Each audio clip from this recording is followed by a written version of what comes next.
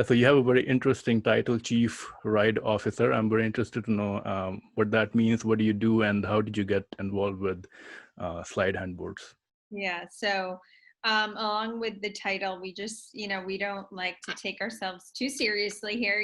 We're a surf company and we like to have fun. So, but Chief Ride Officer is basically, when we started off as kind of like a little bit of everything. So I had that title when I was packing boxes and then also working on getting investments. So it's really just, or taking kids out to the beach and demoing boards. So, but really now it's more of like an operational and executive, like CEO role of what it's, really turned into.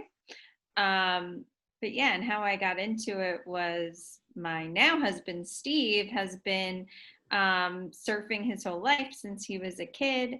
And one of the ways he would surf a wave was body surfing and making these like improvised handboards. And then he knew it was something that he always wanted to do and make it into a brand because there was no brand doing this and really taking it to the next level. And then, he's a surfer and designer and creative. So when I met him, he was already about a year and a half or 2 years into Slyde as a business and doing it on his own. And it was kind of an easy, like, hey, let me help you with this. Let me do this. Let me do that. Like, from first, it was just the financial aspects, and then, then just helping shipping and things like that. And then it just turned into, okay, well, I'll quit my job and help you with this full time. So handboards, this is like this was completely new concept when your husband came up with the idea. So people were improvising with like little object like things, but there wasn't really a product like this out in the market at that time.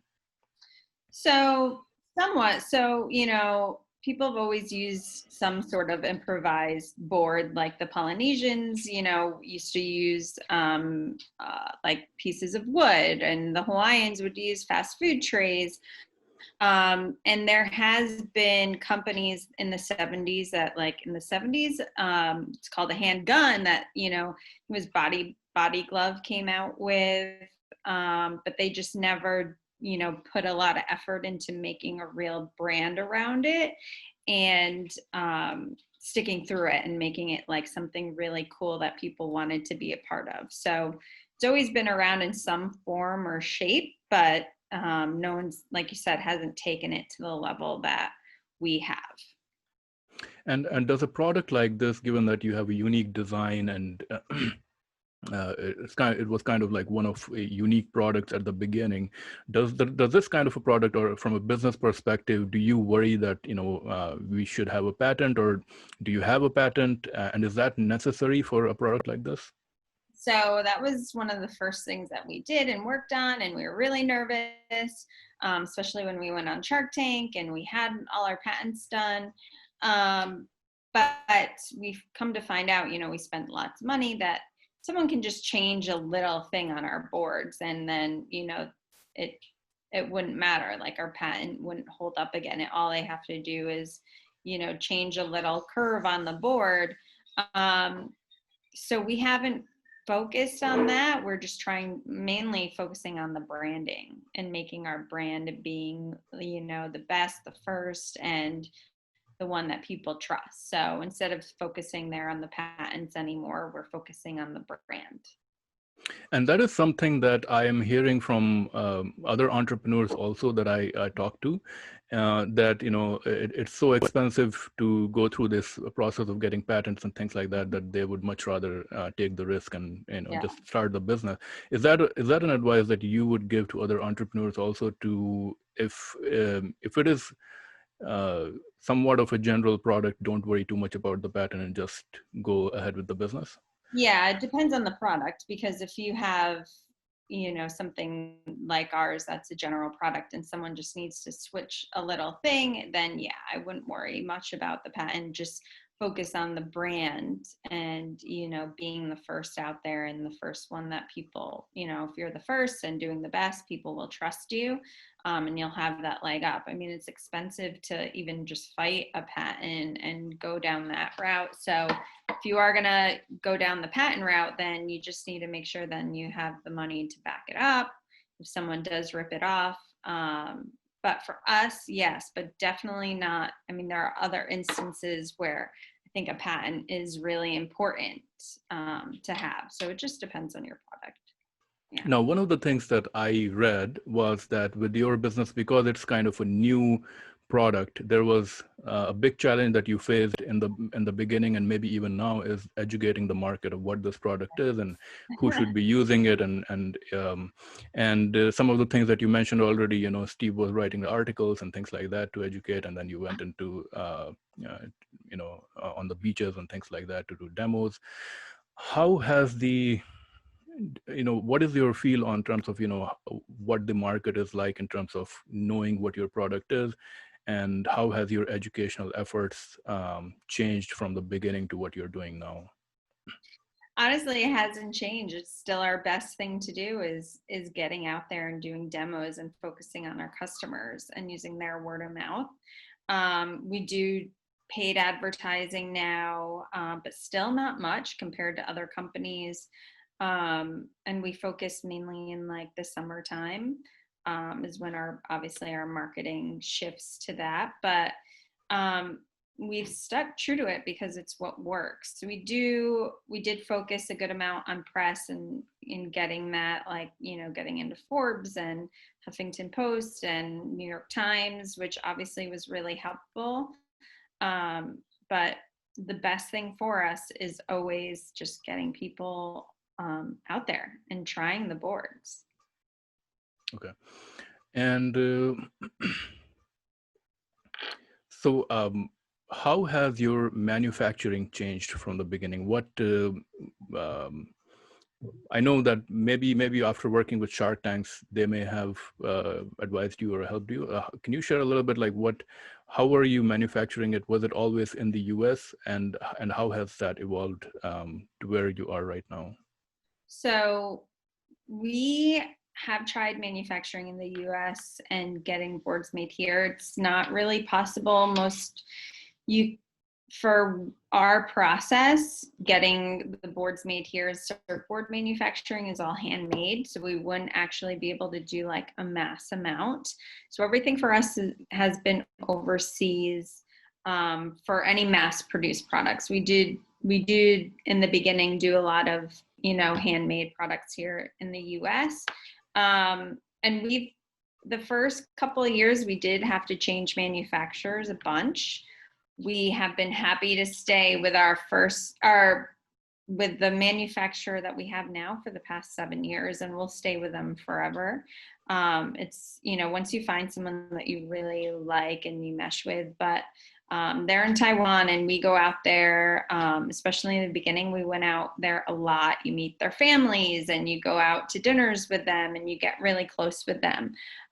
So that's, having that relationship with your manufacturer, especially overseas, is really important, especially in that culture. They want to meet you and take you out with their families, and, most of them are family owned and run businesses. So that was really important. Our second manufacturer, so we have two manufacturers, and when we came out with a foam board after Shark Tank, now this is the biggest surfboard manufacturer in the world that we make our foam boards with. So they produce all the boards for like Costco, like those big, foam surfboards you see. And we would have never gotten into them as our manufacturer if we didn't have, been able to name drop Mark Cuban and Ashton Kutcher. So like that's really? something that it's definitely, when you're working with a really massive manufacturer and you're just like a little guy, at least like having the names of, obviously a billionaire, it helps to, catch their attention and like put their time into you, because it's, they may not make much money off of you compared to, all the money they're making with Costco and they're big they're big companies that they work with.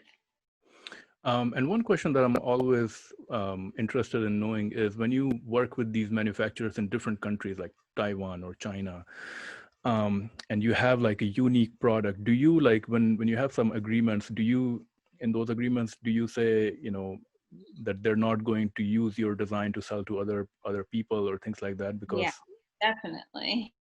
So both our manufacturers is really important that we have non-competes. So our manufacturers can't make handboards for anyone else. So we made sure that when we signed with them, that they won't take our designs and sell to someone else. We own the molds, but also it was important for us that they weren't producing for anyone else, because our process of making our handboards are unique. So we didn't want someone else, another handboard company coming to them and, taking the process that we use to make our handboards. So we haven't had anyone doing that. And that's why having that relationship with your manufacturer is really important, that they know you and they can trust you and you can trust them. We did the very first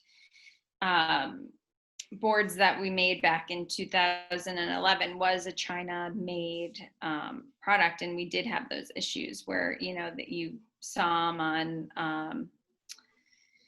on all different websites, being so Alibaba, and they're not there anymore, but that's why we moved to Taiwan. It's China, you have to really be careful with.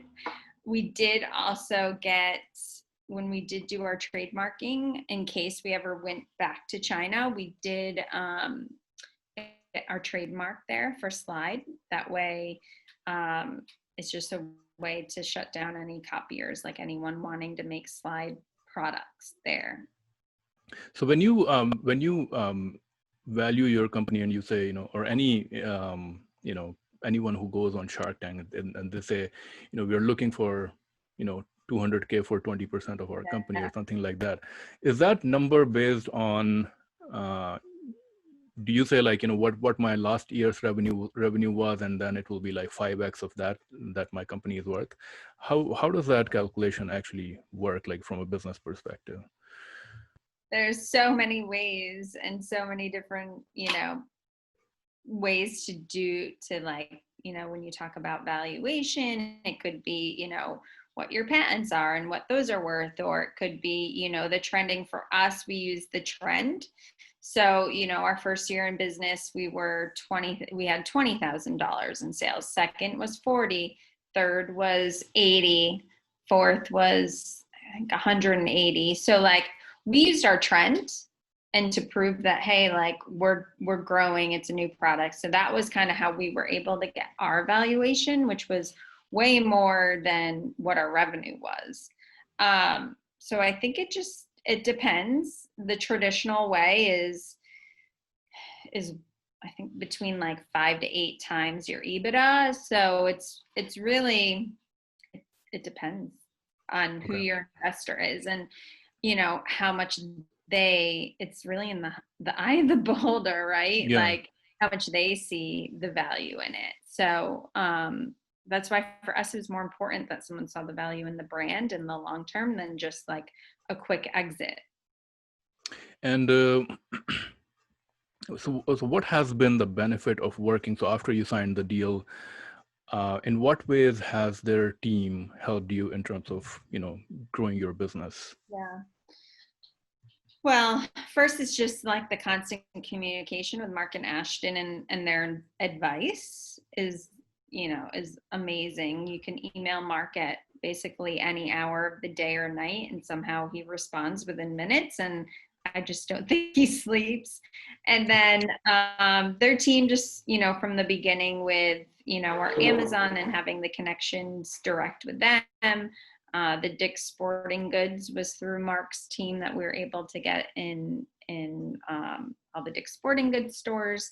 So and then using their names when we need a new manufacturer or, new marketing firm or whatever we do, it's, people value having, knowing that we're a legit company and not just, we're not going to go bankrupt. We have, the backing of two very big people.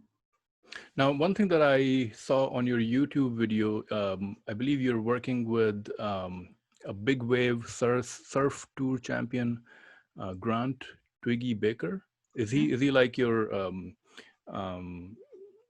spokesperson from like the surfing community, or is he working with the company, or is he just like and was it just like an interview in there? So we worked with him for a bit when he won the championship. And so, that was great to have him on board and show people that, big wave surfers also use handboards.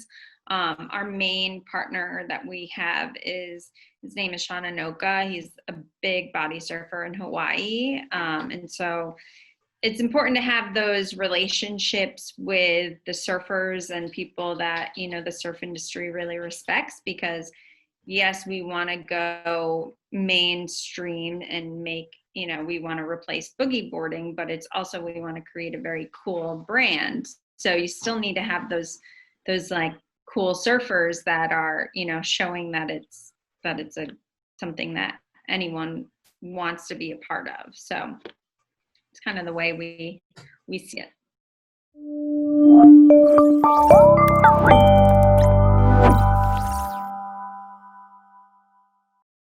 Okay. So now we're going to do a segment called Rapid Fire Round, where I'm going to ask you a few questions and you have to answer them maybe in 1 or 2 words or 1 or 2 sentences. And the first one is, do you recommend any book for entrepreneurs or business executives in 2020? Do you read a lot of books? Well, I'm in a mom's book club, so most of them are Okay. not business books, but what I do religiously listen to is Guy Raz's NPR How I Built This. Okay. I love that podcast. Mostly it keeps me inspired, seeing and hearing from other entrepreneurs that are, they're companies now, but it's cool just as an inspiring thing. So I listen to that once a week. An innovative product or idea in the current e-commerce, retail, or tech landscape that you're excited about?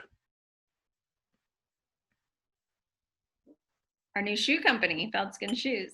Okay. A productivity tool or software that you recommend? Reamaze. It's a connection with Shopify for customer service. Awesome. Okay. Okay. A startup or business that you think is doing great things right now?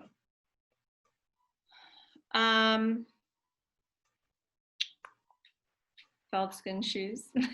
Okay. A peer entrepreneur or business person who inspires you? Actually, I just had a really good conversation with another Shark Tank company. Her name is Elizabeth Granadas she did Little Nomads. Now she's rebranded to House of Noah, and she's very inspiring as a female entrepreneur. She just sold part of her company for a lot of money. Okay. And final one, best business advice that you have ever received or you would give to other entrepreneurs? This was a Mark Cuban one, and he says just, you need to work more than your competitors, or they're going to beat you. So it's basically like a game and a competition. Work harder and more.